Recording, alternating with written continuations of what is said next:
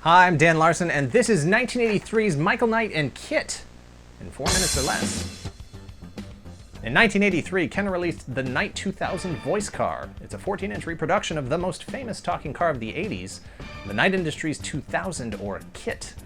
All the trademark details of KITT are included: spoiler, black disc hubcaps, computerized dashboard with dual monitors, airplane yoke-style steering wheel, and there's even a reflective sticker on the front to simulate KITT's red oscillating LED eye. As a voice car, KITT featured a battery-operated speech function that played recordings from the show whenever you pressed down on the license plate. Phrases like, "Scanner indicates danger ahead," "Your reflexes are slow," "I shall activate the turbo boost," and "Call me KITT for short." Knight Rider was a forward-looking, I hesitate to say futuristic, show that assumed car technology would at some point be able to not only respond to and execute voice commands, but also have a personality and be self-aware.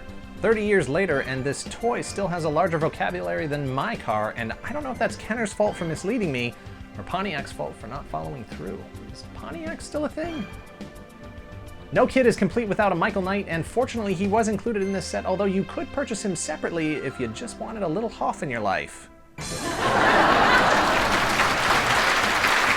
Michael is a 6-inch figure, which for 1983 meant that he was designed to compete with He-Man, not G.I. Joe or Star Wars.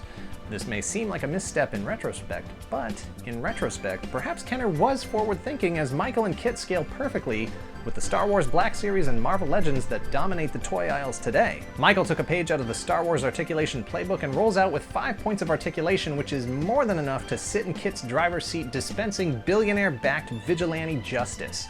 Greg, did you know that there are over 1,600 billionaires on the planet right now, and not one of them is dispensing vigilante justice? No? According to Wikipedia, it cost $100,000 in 1982 to modify the Pontiac Firebird that KITT was made out of, which today would be around $260,000. Seems like a small price to pay for a billionaire. What are you spending all that money on? I literally can't think of anything else I would spend it on. Why become a billionaire if you're not going to make KITT a reality? Sculpting on Michael Knight is pretty good for 1983, but I can't help but wonder if they could have put a bit more detail into a 6-inch figure. This would have been a good amount of detail at 3 3/4 inches, but at 6 inches it's a bit simplified. He's unsettlingly smooth. But I can appreciate the details that are there, like the hairs in his perm, the K on his belt, and that he is clearly wearing a turtleneck, jeans, and cowboy boots. His jacket collar is properly popped, and if you look very, very closely, you will see that his communicator watch is sculpted on his left wrist, but gets lost in all the black paint. Paint apps are minimal, but this is how things were back in 1983. And not for nothing, but his pupils are actually painted blue, and they are actually applied straight, something that seems to have been lost in the 30 years of toy manufacturing advancement. I'm looking at you, Hasbro. I'm looking right at you with both eyes at the same time.